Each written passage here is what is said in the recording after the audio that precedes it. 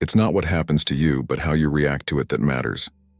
In today's video, we're delving deeply into how you can apply Stoic principles to not just survive, but thrive amidst adversity. This isn't merely about coping, it's about constructing a life filled with peace, resilience, and profound personal freedom. If you've ever felt burdened by someone else's negativity, or are seeking a more tranquil existence in this chaotic world, you're in the right place. This concept is fundamentally about drawing our line in the sand, deciding how much we let external forces, particularly a narcissist, affect our inner peace and tranquility. Marcus Aurelius once said, "You have power over your mind, not outside events. Realize this, and you will find strength." This powerful statement resonates deeply when we face the challenge of dealing with a narcissist. It reminds us that our true power lies not in changing the narcissist or their behavior, which is often beyond our control, but in altering how we respond and relate to them. In the context of dealing with a narcissist, what we truly have control over is our reaction, our emotions, and how much mental real estate we give them. It's not an easy task, especially when emotions run high and the narcissist in question plays a significant role in our lives, be it as a family member, a partner, or even a colleague. Seneca offers wisdom that complements this approach. We suffer more often in imagination than in reality. Many times, the anxiety and distress we feel when dealing with a narcissist are amplified by our fears and expectations of what they might say or do next. By applying Seneca's insight, we learn to differentiate between the actual impact of their actions and the additional suffering we create in our minds. This doesn't trivialize the challenges posed by a narcissist. Rather, it empowers us to reclaim our mental space by focusing on the present reality rather than worst-case scenarios. Let's break this down a bit. Imagine you're carrying around a backpack every day, and every negative interaction, every attempt at manipulation, every hurtful comment from the narcissist adds a rock to this backpack. Minimizing their role in our life starts with a conscious decision to shift our focus. This means actively working on redirecting our thoughts and energies towards things and people that uplift us, towards activities that bring us joy and peace. It's about creating boundaries, both emotional and physical, that protect our well-being. This might involve limiting our interactions with the narcissist, changing the nature of our conversations to avoid giving them the ammunition to affect us, or in some cases, severing ties altogether. Remember that it's okay to feel hurt, it's okay to grieve, and it's okay to seek help. What's important is that you're taking steps towards a healthier, happier you, with a fortified inner citadel that no external chaos can breach. This is what it means to apply Stoicism in dealing with narcissists, finding strength and serenity, and making the conscious choice to focus on what truly matters: your peace, your happiness, and your growth. Narcissists often construct a facade of superiority, be it through charm, intelligence, success, or any combination thereof.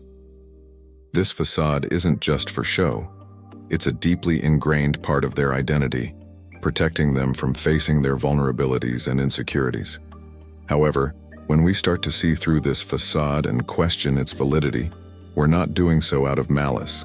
Instead, we're engaging in a Stoic practice of seeking truth, of peeling away the layers of illusion to reveal the reality beneath.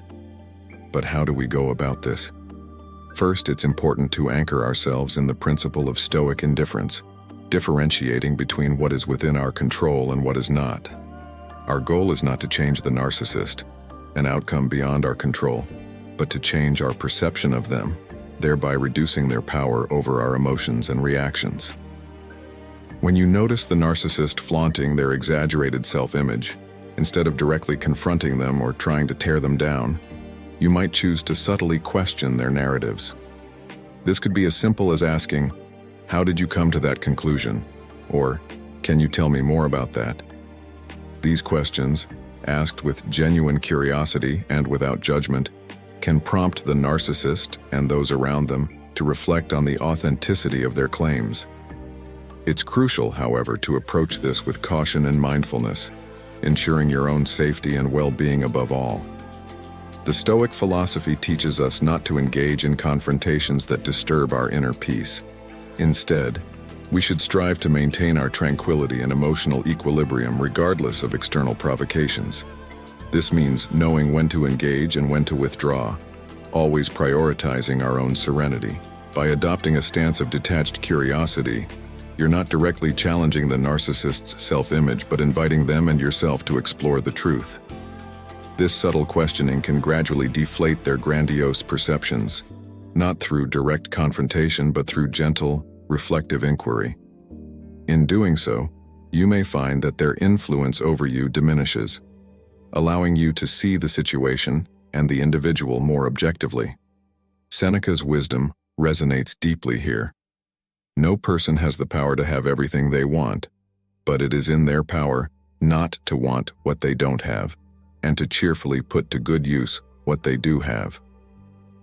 In the context of therapy, this means acknowledging our current limitations or pain points not as permanent fixtures in our lives, but as challenges from which we can grow and learn. It's about shifting our focus from external validation, particularly from those who cannot provide it in a healthy way, to internal validation and self-compassion. Therapy offers a sanctuary for this introspection and growth. It's a space where we can openly explore our feelings, experiences, and the impact of our relationships without judgment. The goal here is to heal from the wounds inflicted by toxic relationships, to recognize our inherent worth, and to learn that our value does not depend on the approval or recognition of a narcissist or anyone else for that matter. In the process of therapy, we engage in an act of stoic reflection, examining our lives and our choices through a lens of wisdom and courage. We question the beliefs that have tethered us to toxic relationships, beliefs that may have led us to seek validation from those incapable of giving it in a healthy way. This self-examination is crucial for detaching from the need for external approval, a step that empowers us to reclaim our independence and autonomy. Through therapy, we also learn the importance of setting boundaries, an essential component in dealing with narcissists. These boundaries are not walls to isolate us from others, but protective measures that allow us to engage with the world on our terms, without compromising our well-being. Setting boundaries is an act of self-respect and self-care, integral to maintaining our mental and emotional health. By choosing therapy, we commit to a process of healing and growth that aligns perfectly with Stoic philosophy. We learn to detach from the need for external validation, set healthy boundaries, and cultivate inner peace and strength. This journey empowers us to navigate life with grace and resilience, knowing that our true power lies in how we choose to respond to the world around us.